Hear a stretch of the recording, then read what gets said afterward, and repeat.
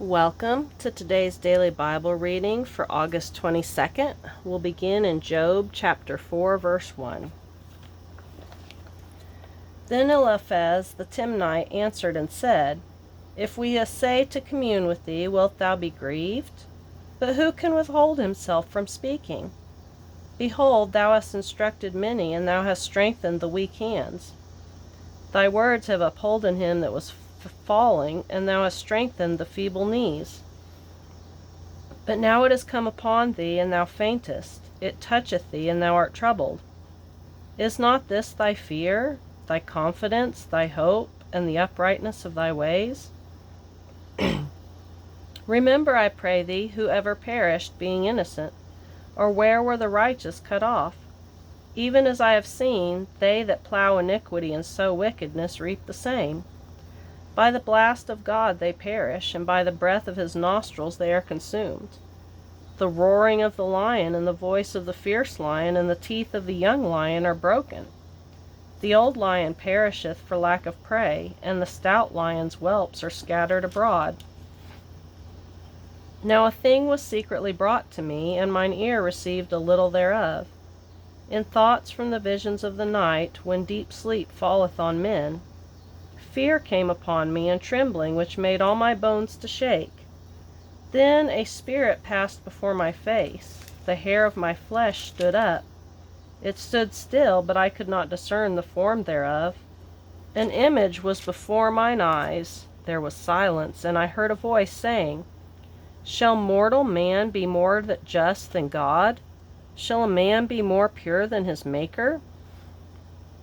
Behold, he put no trust in his servants, and his angels he charged with folly. How much less in them that dwell in houses of clay, whose foundation is in the dust, which are crushed before the moth?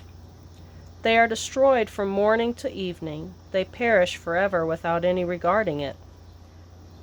Doth not their excellency which is in them go away? They die even without wisdom. Call now, if there be any that will answer thee, and to which of the saints wilt thou turn? For wrath killed the foolish man, and envy slayeth the silly one. I have seen the foolish taking root, but suddenly I cursed his habitation. His children are far from safety, and they are crushed in the gate, neither is there any to deliver them.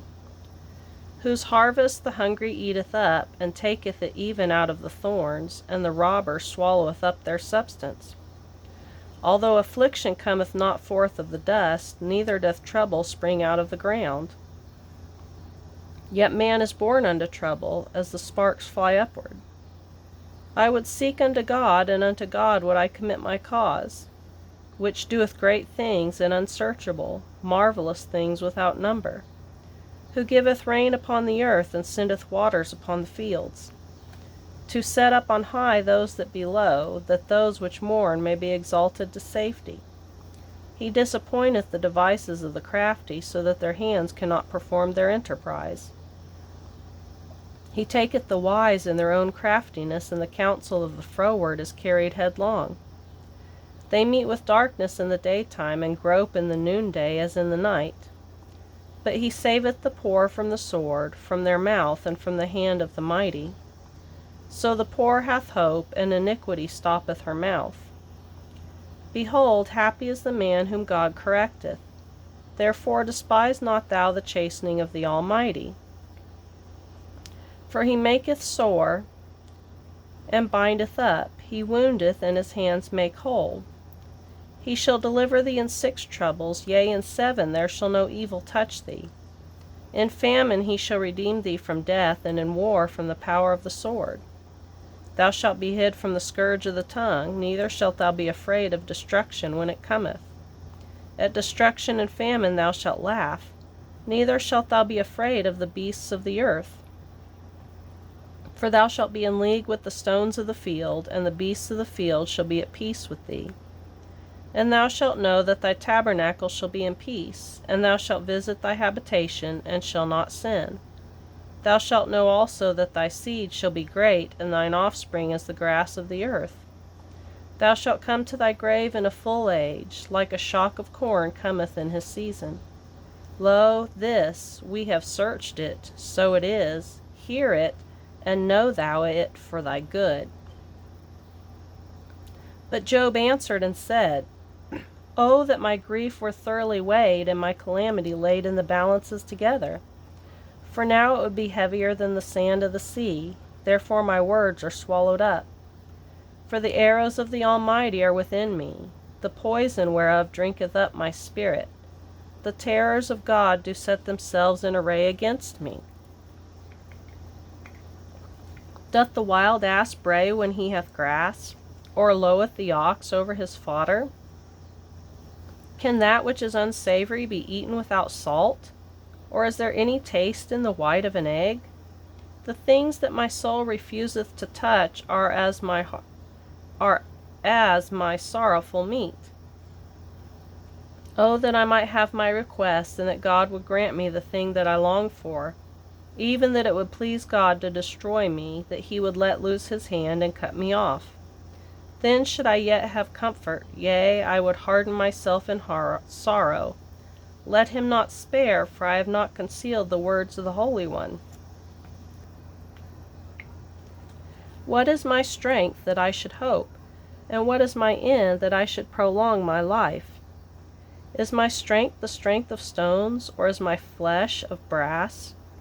Is not my help in me, and is wisdom driven quite from me?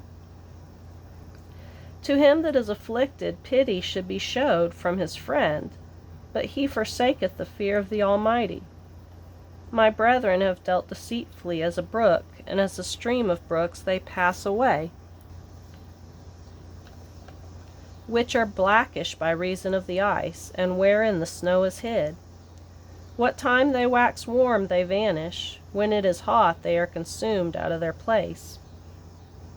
The paths of their way are turned aside, they go to nothing and perish. The troops of Tema looked, the companies of Sheba waited for them. They were confounded because they had hoped, they came thither and were ashamed. For now ye are nothing, ye see my casting down and are afraid. Did I say, Bring unto me, or give a reward for me of your substance? Or deliver me from the enemy's hand? Or redeem me from the hand of the mighty? Teach me, and I will hold my tongue, and cause me to understand wherein I have erred. How forcible are right words, but what doth your arguing reprove? Do ye imagine to reprove words, and the speeches of one that is desperate, which are as of wind? Yea, ye overwhelm the fatherless, and ye dig a pit for your friend. Now therefore be content, look upon me, for it is evident unto you if I lie. Return, I pray you, let it not be iniquity. Yea, return again, my righteousness is in it. Is there iniquity in my tongue? Cannot my taste discern perverse things? Is there not an appointed time to man upon the earth? Are not his days also like the days of a hireling?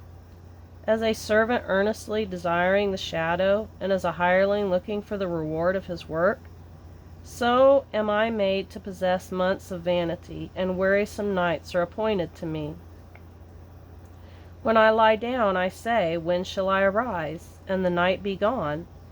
And I am full of tossings to and fro unto the dawning of the day.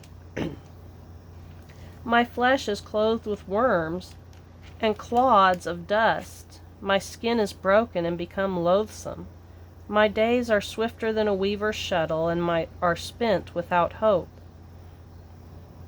Oh, remember that my life is wind, mine eye shall no more see good. The eye of him that hath seen me shall see me no more. Thine eyes are upon me, and I am not.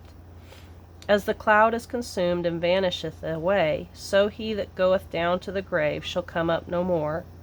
He shall return no more to his house, neither shall his place know him any more. Therefore I will not refrain my mouth. I will speak in the anguish of my spirit. I will complain in the bitterness of my soul. Am I a sea or a whale that thou settest a watch over me? When I say, My bed shall comfort me, my couch shall ease my complaint, then thou scarest me with dreams, and terrifiest me through visions, so that my soul chooses strangling and death rather than life. I loathe it, I would not live alway. Let me alone, for my days are vanity.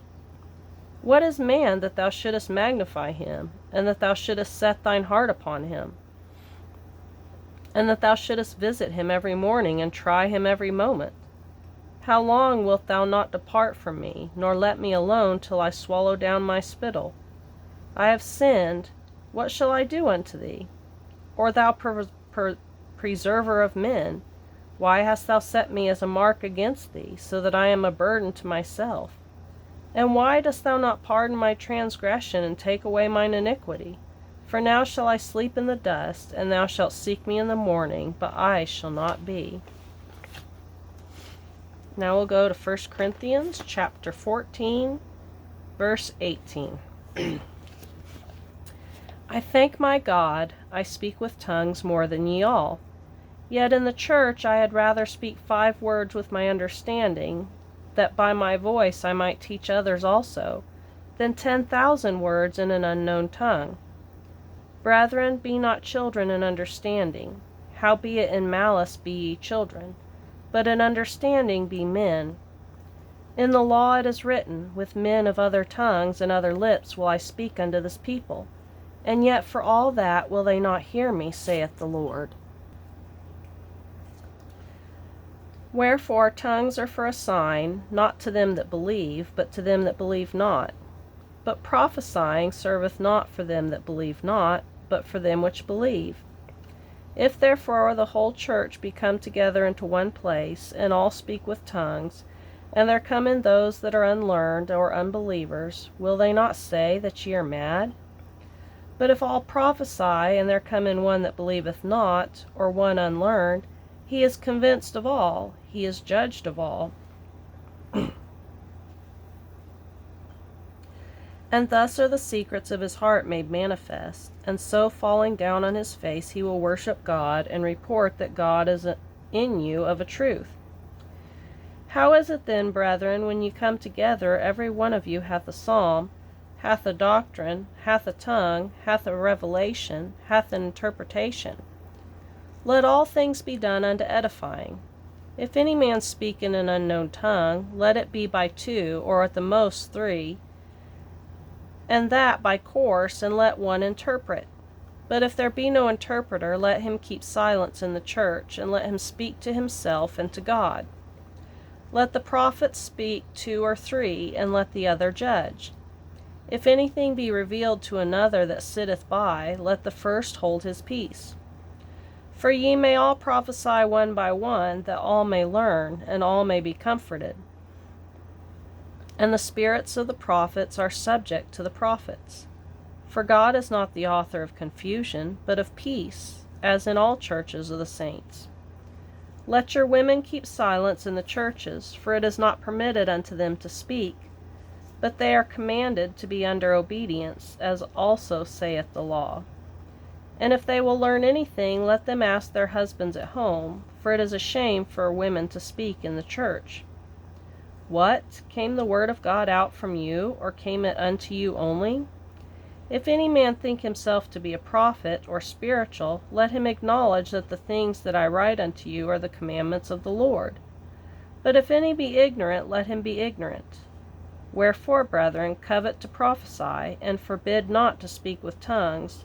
Let all things be done decently and in order. Now we'll go to Psalm chapter 37, verse 30. The mouth of the righteous speaketh wisdom, and his tongue talketh of judgment. The law of his God is in his heart, none of his steps shall slide. The wicked watcheth the righteous, and seeketh to slay him. The Lord will not leave him in his hand, nor condemn him when he is judged. Wait on the Lord, and keep his way, and he shall exalt thee to inherit the land. When the wicked are cut off, thou shalt see it. I have seen the wicked in great power, and spreading himself like a green bay tree. Yet he passed away, and lo, he was not. Yea, I sought him, but he could not be found. Mark the perfect man, and behold the upright, for the end of that man is peace.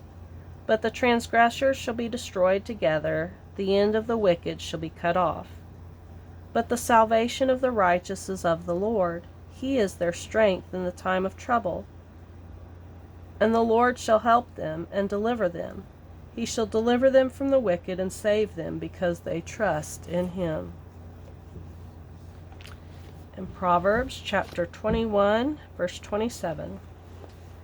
The sacrifice of the wicked is abomination. How much more when he bringeth it with a wicked mind?